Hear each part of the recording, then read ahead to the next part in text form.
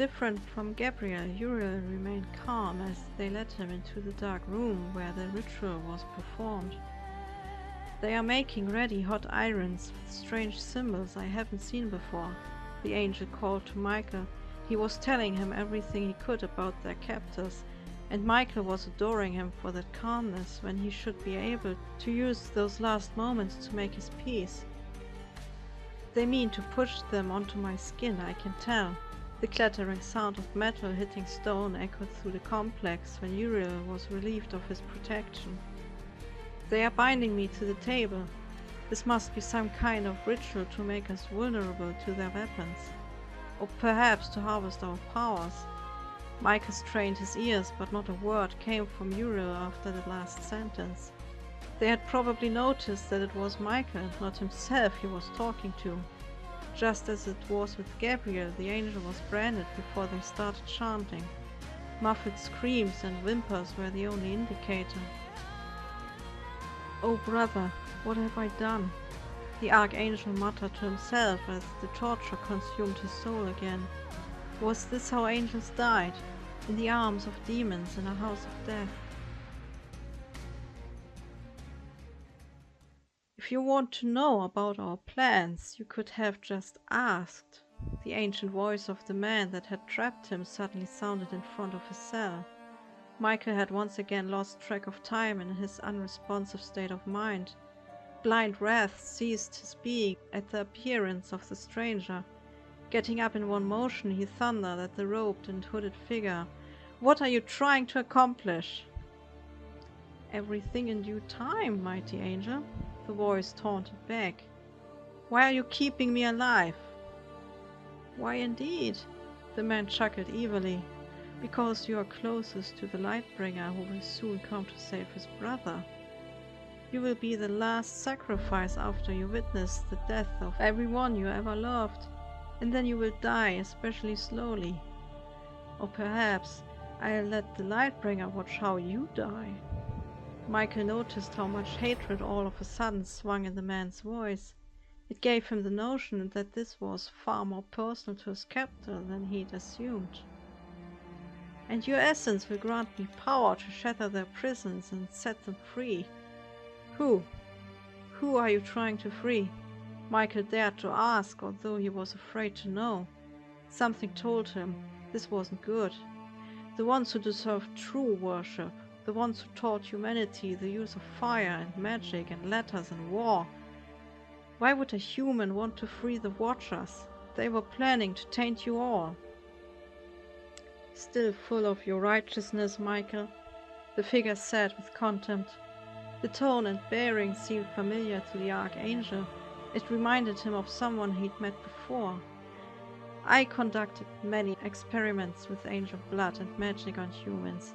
Too much kills them, and some tolerate less than others, but the right amount and the right magic grants them powers equal to the ones of an angel. At the cost of their own humanity, of course. Few can survive the long process of transformation." "You are creating Nephilim, turning them into beasts," Michael uttered, shocked at the madness of it all. "Not beasts, more puppets or servants. The right procedure even allows them to keep some of their human traits, like the chanting of exact words."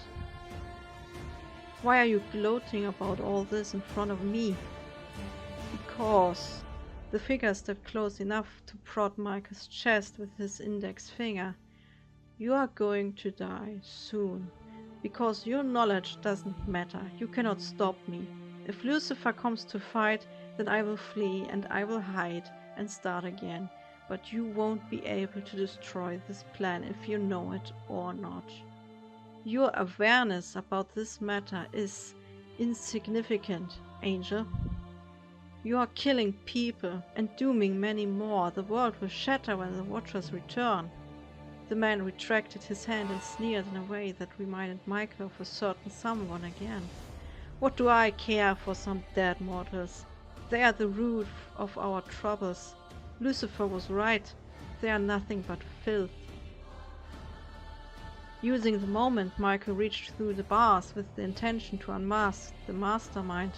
The figure drew back swiftly, belying his old age.